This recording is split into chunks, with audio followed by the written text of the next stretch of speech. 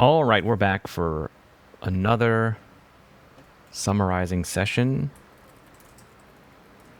And this is for the book, the novel. Got it here. I got the picture up here, but well, my copy's a little bit different. And I think this is part 3, and I got chapters 7, 8, 9, and 10. So which are chapters 7 to 10. I think I think one more video, one more part till we finish this book, going slowly, taking our time. And why do we do this? Why do we summarize? This is just a good exercise. It's an exercise to test, if you remember what you read, right? Because I remember in school, you have to read. So that means you're looking at a book, you're looking at the words. Okay, I am reading. But often, and even now, still, I just can't remember, or I'm thinking about something else. What happened? I have to go back. Or I just don't understand. I don't understand what happened. So this is just an exercise to go back, remember what you read, try to understand more. We'll maybe say that number one. Number one is to remember. And number 2 is just to try to understand more about the story. Because sometimes when you write about it or speak about it to someone, and maybe that's the final goal, to be able to take information in, a story, a movie, a TV show, and then communicate it back out, a short version. You can't tell the whole story again, so you must make a shorter, more simple version. That's called summarizing, right? So maybe practice producing a shorter, simpler version, and that's called summarizing, right? So let's see. Let's get into it here then. So I'm gonna do it. I'm gonna do it as simply as possible. So I've got some notes. I'm always taking notes now on any book, because that's just how I read. So we got chapter 7. Chapter 7. So what happens? So the news spreads through the town and valley that Shane ran away from Chris, the cowboy. Right? If you remember, Shane was in town, and Chris tried to bully him or make fun of him so that he would fight, but Shane walked away. And I think we know it's because Shane is really dangerous, or kind of we keep getting little hints that he's a super dangerous or a killer that has no problem dealing with people. But in this case, he walked away. Let's say the other cowboys continue to hang around and say the farmers stink, saying, "Oh, you smell bad. Pigs, you have pigs," or but actually nobody has pigs. But that's the rumor, or the gossip or jokes these cowboys are saying about these farmers, or also called homesteaders, which I think is just a farmer who rents the land, a farmer who doesn't, maybe, I don't even know, doesn't own the land. I feel like that's the tension here, because there's the landowner wants them to go away, the farmers want to stay. Then what happens is 2 homesteaders come to Joe's house, complaining that they can't stomach, which means they can't stomach or put up with the insults and damage to their pride from everyone kind of laughing at them, yeah, I guess the local people, they like that drama, so they join in. Um, okay. Suddenly, Shane Shane leaves the farm on horse, on a horse, and blasts into town. I think he goes super fast. He just goes right in there. Shane orders. Okay, and then okay, so then it turns out they learn later that Shane confronted Chris, and they had a fight. They had a fight. Shane completely wrecks him and breaks his arm. So, yeah, Shane just ruins this guy, this cowboy. But then we got a little bit conflict at the end. So Joe feels good that he has such a strong partner. But Marion, his wife, we'll say his wife, is worried that I think Shane is changing or turning into a monster. So, they're happy.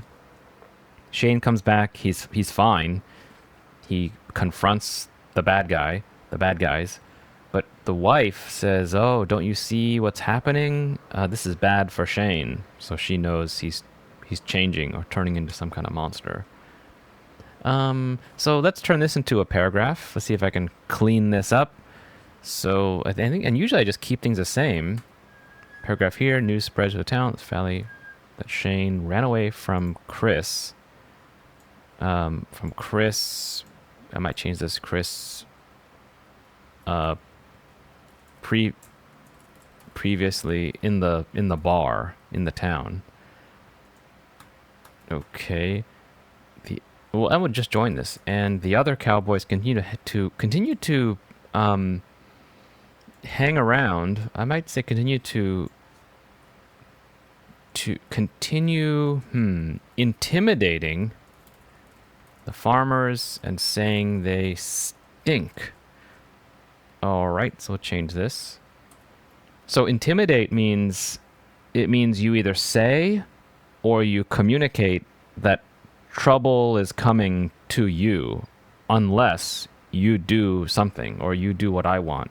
So intimidate could be a message, could mean, just literally like, I will do this to you, or strange things happening in your house. Maybe they leave a mark or certain, small damage, or just, yeah, what the cowboys are doing. They're there watching, which is an uncomfortable feeling. So that's part of intimidation, or they continue intimidating the farmers.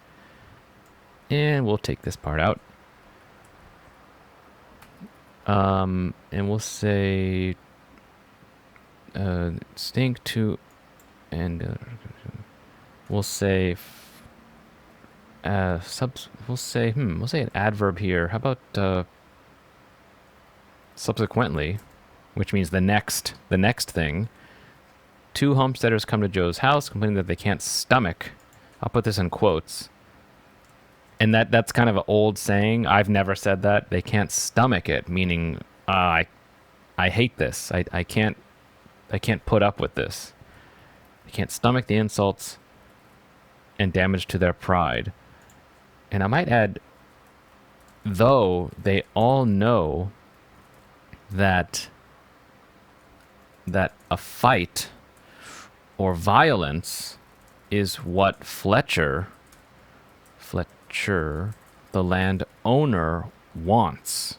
So, yeah, intimidation is, he's doing it, but it's not so clear what the law says. But if you fight or if there's violence, then the law says, yeah, you can't do that. So then usually you lose if you begin it.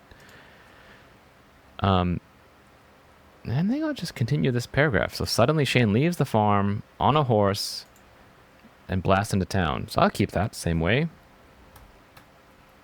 We'll say they learn How about yeah? They learn that Shane confronted Chris, and they had a fight. And we'll say, would you join this? Completely wrecking him and breaking his arm. Now the scene is more dramatic, but for the summary, yeah, that's what happens. I think that I think yeah, Shane kind of provokes Chris to hit him first or try to hit him first so Shane can defend himself, but then really beats him up really bad. Okay. Joe feels good. I might change this. Joe is pleased. Let me make this text a little bit bigger. What is that? 24. Okay. So Joe is pleased that he's such a strong partner, but Mary and his wife is worried that Shane is turning into a monster. Yeah, that's that. Yeah, that's it. That's it. All right. Let's go chapter 8. So again, change my notes to some more simple versions. Bob, again, I'll keep re-identifying who these characters are. Bob, the son, observes that Shane has, in fact, changed. And now walks around and looking at the cattle, at the cows, which is cattle, the plural version, kind of sadly, or we're gonna say has changed. Fine. Looking at the cattle, seeming to be preoccupied. So preoccupied, that's a good word. That means you are doing something, but really you're thinking about something else. So he's walking around. Looks like he's, enjoying the nature or scenery, but he's thinking about something else. Something is occupying his mind. Bob asks him how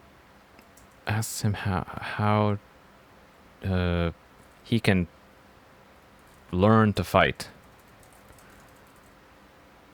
And Shane says something to him. He says what? He says, yeah, I don't remember. So yeah, it was not too complicated. He just says Shane kind of discourages him from fighting. Yeah, I don't remember what he says. Discourage. Says, nah, don't do that. You don't learn it. You just do it, I think he says. But he doesn't understand. He says, yeah, I don't know what he meant. I think, but he says, I understand it much later when he was a man. Marion talks to Shane.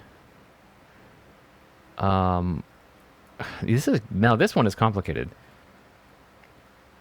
Worried that if Shane, is forced to fight and maybe kill, that he will have to escape or leave, have to go away. All right. And then a strange thing happens. This is another really she tells him that he can't leave because Joe needs him to run this farm. So she's kind of communicating this dilemma that you may have to fight and you may have to leave, but you can't leave. So you can't fight? What are you telling me? But she tells him that he can't leave because Joe needs the farm, but then Shane strangely asks, what, and like, do you need me too? Which is strange. And Marion says, yes, I need you too. So kind of a romantic turn in the middle of the story is our kind of a intimate love little scene. I need you too. She says this because, yeah, really, because what does he say? Because losing, if, because if Shane leaves,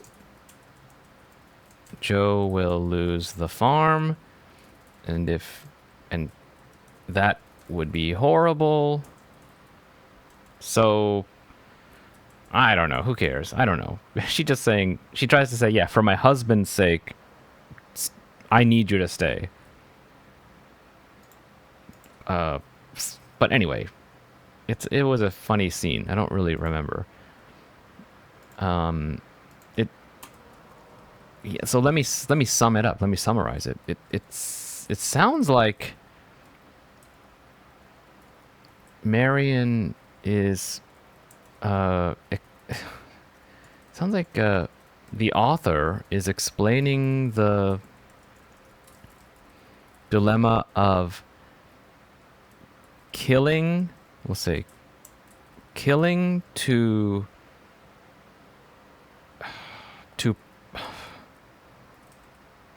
oh my gosh, help Joe. Fighting, we'll say fighting and killing would help Joe, but at the same time, not fighting would, oh my gosh, what am I talking about? Would help Joe, but not fighting would kill Joe because he would lose the farm. I guess. All right. Oh my gosh. Okay, that's a tough one. Let's just finish this up. Let's see. So, sentence 1, Bob, the son of Shane, is in fact changed. Now walks around looking around. Can't see. Now, I might just get rid of this. Now appears to be preoccupied. So don't worry about what he's doing. He's just, his mind is doing something else. Bob asks him how he can learn to fight. Shane discourages him. We don't need this from fighting because I said it already. But he doesn't understand. Okay, yep, we'll keep that. Marion talks to Shane, worried that if Shane is forced to fight, we'll say, or kill, that he would have to go away. All right. She tells him that he can't leave because Joe needs him, we'll say, just on the farm. But then Shane strangely asks, do you need me too? And Mary says, yes, I do. We'll say, yes, I do.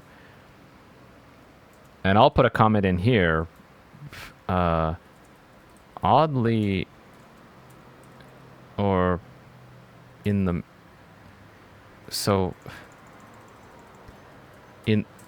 at the midpoint of the book, we oddly have do we have a love triangle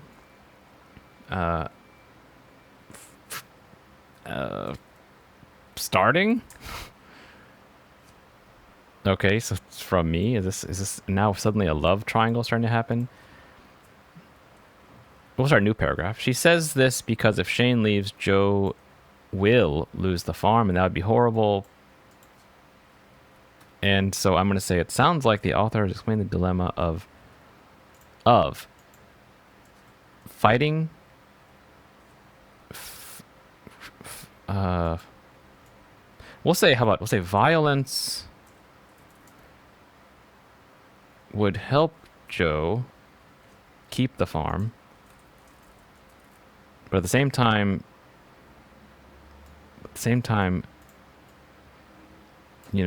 leaving would kill Joey because he would lose the farm. So I guess that's the dilemma. Which do you choose? Helping? I don't even know. I can't even. But we'll keep it that way. Yeah. Hopefully it all unfolds in the story. So chapter 9. Oh, I knew this was getting too small. There. 24. Okay, chapter 9. Two more left. We have 2 more. Okay. Okay, so Joe and Shane now work together at all times because this is after the fight with Chris, the cowboy. So they're always together. And Joe always carries his gun. Actually, no, where they are. Yeah, that's all right. Don't tell me that. Okay. But okay, here's a gun. Work together on the farm. At all times. Okay. Eventually, they have to go into town again. So they all go together. We'll say all 4 of them, meaning the husband, wife, son, and Shane. Okay. As expected, Shane is... Oh, I should make these more notes. Let's see. I guess I'm writing them more freestyle. Maybe I'll do that. Maybe I'll do that this one. I'll just write it freestyle. No more notes. As expected, Shane is confronted, but this time it's maybe 10 cowboys. I don't know. I don't remember how many. It's too many. Okay. Oops. Confronted in the bar. But this time it's maybe 10 cowboys. There is an epic, fist fight, and even Joe joins in to help, but in the end, Shane is victorious, and the leader named Morgan, is killed. Maybe gets punched and is maybe killed. I don't know. It's not clear. But let's see if let's go back. Joe and Shane now work together on the farm at all times. Yeah, that's fine. And Joe now always carries a gun. Eventually they have to go into town again. So all 4 of them go together. Expected Shane is converted in the bar, but this time it's maybe 10 cowboys. Epic fist fight. Even Joe joins in, but in the end Shane is victorious. And the leader named Morgan gets hit in the head and is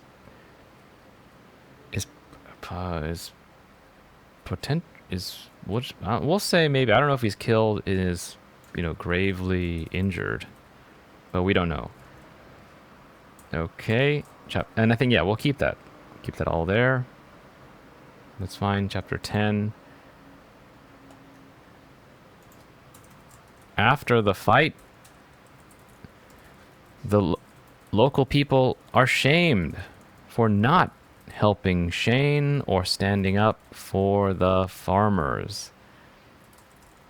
The bartender says Fletcher, the rich rancher, will pay for all of the damage. And the family goes home. Let's see. Next we'll see new paragraph. Marian is so proud of both Joe and Shane as she cleans their wounds. She's kind of nurse. And then another weird thing. And then uh, she starts crying over having such strong men around. So, well, yeah, you've got your husband. Now she says something like, "Oh, I can't believe it. I'm so lucky." Um,